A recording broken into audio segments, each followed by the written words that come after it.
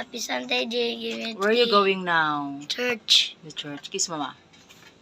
Love you, Ma. You're the best mom in the world. Thank you. I love you. By the grace of God, it is talking about the source. Salamat sa Ginoo na ang grasya na ay source. Sa iyong Biblia, I am what I am by the grace of God. So my grace is sufficient for this. So number one, it means He has grace. The grace of our Lord Jesus Christ.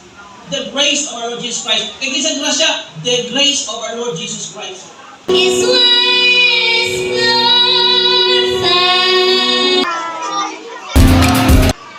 JD's community, good morning. Today is Sunday. So mga tamig church akong anak. And today is anniversary sa moang church. So early ni karon. And say hello to the vlog.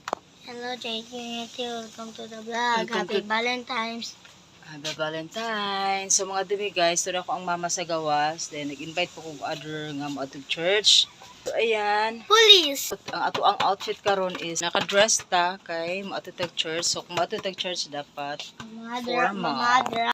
Ayan, so ang ato ang kinabuhi kailangan yun i-balance yun na to. Natay work, na anak, family, loved ones, and of course, ang importante yun is we will go back kung asa gyud ta, kinahanglan mo simba gyud ta. Mo surrender gyud sa Ginoo because kung unsay naa nato karon, gikan gyud sa Ginoo, grace and mercy sa iya gyud na. So wala gyud gikan sa atoa. Dili gyud nato i-claim nga atoa ako anino.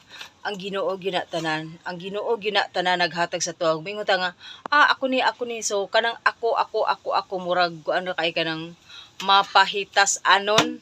So i-claim gyud nato everything gikan gyud sa Ginoo. So dili kita pwede nga ako kay kung walay guidance, walay protection, ug walay blessing sa Ginoo, we are nothing. Let's go! We'll go to church now. Bye everybody. See you!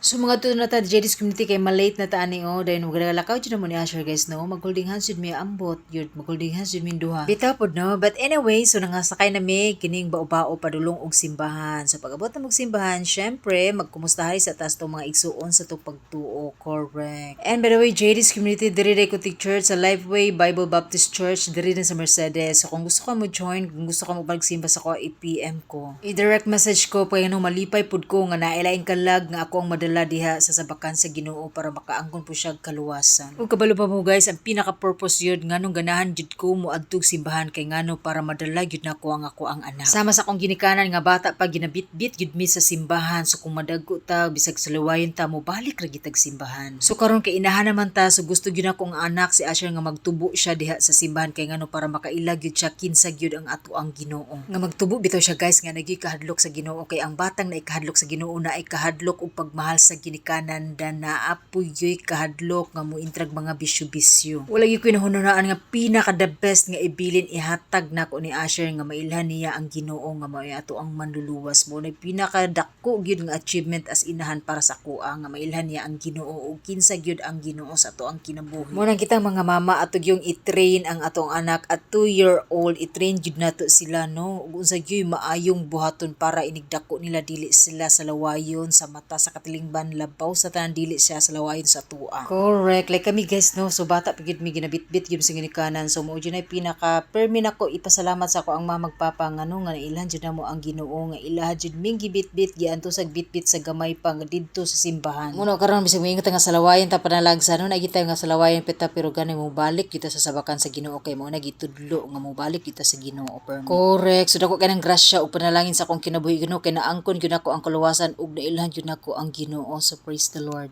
And that's it. This is Miguel JD. Thank you so much for watching. Bye everybody. Dalay go na atong nga buhi nga Dios.